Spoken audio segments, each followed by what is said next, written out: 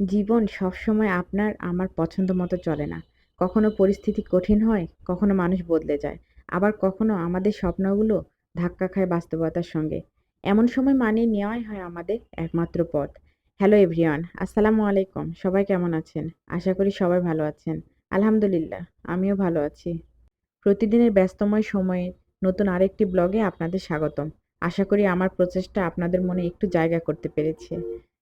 সকালে বাবুর স্কুল, ওকে স্কুলে পাঠাবো, তাই ওর জন্য নাস্তাটা তৈরি করে নিচ্ছি। ও সকালে রুটি আর পরোটাটাই বেশি পছন্দ করে। ও যেটা পছন্দ করে আমি সেটাই ওকে ভাজিয়ে দেওয়ার চেষ্টা করি। আর পাশে ডিমটা আমি ভেজে নেব। সবার টেস্ট বা রুচি যেটাই বলেন না কেন, এক না। তাই বিভিন্ন জনের পছন্দ বিভিন্ন রকম। যেমন ওর বাবা একটু ডিমের নরম খেতে পছন্দ করে, বাবু আবার শক্তটাই পছন্দ করে, আবার আমি পেঁয়াজ দিয়ে ভাজাটা পছন্দ করি।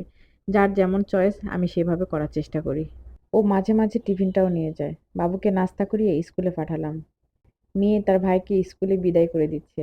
তারপর মেয়েকে নিয়ে নাস্তা করাতে বসলাম। ছোট মানুষ, ওভাবে নাস্তাটা করতে চায় না। আমি খেতে বসলে আমি একটু খাওয়াই, ওর বাবা খেতে বসলে ওর বাবা একটু খাওয়ায়। এভাবে ওকে খাওয়ানোর চেষ্টা করি।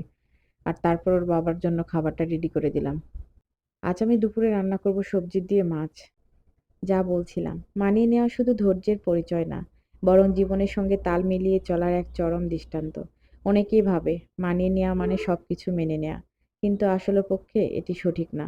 এটি হচ্ছে নিজেকে শক্তভাবে ধরে রাখা, পরিস্থিতি বুঝে নিজের অবস্থান থেকে সর্বোচ্চটুকু বের করে দেওয়া। মানিয়ে নেওয়া মানে হেরে যাওয়া না, এটি বুদ্ধিমানের কাজ।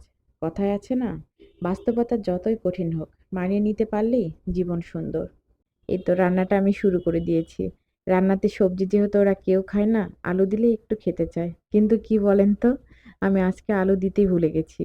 আর পাশে আমি এগুলো পরিষ্কার করে নিচ্ছি। এগুলো পরিষ্কার করে নিলে আমার কাজও এদিকে তাড়াতাড়ি হয়ে যায়। এই তো মসলা কষানো হয়ে গেছে। মসলা কষিয়ে আমি এর মধ্যে সবজিটা দিয়ে দিব। সবজিটা একটু সিদ্ধ করে কষিয়ে এর মধ্যে আমি ঝোলের পানি দিয়ে দিব। আর পানিটা একটু গরম হয়ে উঠলে এর মধ্যে আমি মাছটা দিয়ে দিব। আমার মেয়ে মাছ পছন্দ করে, কিন্তু আমার ছেলে মাছটা একদম খেতে চায় না।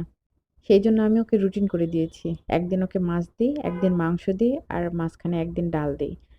এভাবে ওকে সপ্তাহে দেওয়ার চেষ্টা করি। এই তো বাসনগুলো পরিষ্কার করে নেব। আর যেহেতু আমার রান্নাঘরে সকালে পর্যাপ্ত পরিমাপের রোদ আসে, এই জন্য পরিষ্কার করে নিয়ে আমি এগুলো রোদে দেব। আর সকালের মিষ্টি রোদ দেখতে অনেক ভালো লাগে। এই জন্য আমার এই রান্নাঘরটা অনেক পছন্দ। এই তো আমার রান্না কমপ্লিট হয়ে গেছে। শীতে সবজি দিয়ে মাছ রান্না করলে আসলে ভালো লাগে। এটা আমার খুব পছন্দ।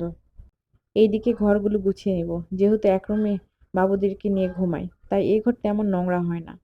আমার বাসাটা মেন রোডের সাইডে, তাই একটু ধুলোবালি বেশি পড়ে।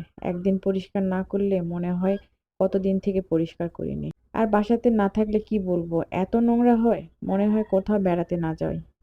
সকালে কাজ শেষ করে আবার বাবুকে নিয়ে আসার সময় হয়ে যায়। আজ এই পর্যন্তই, দেখা হবে অন্য কোনো ভিডিওতে।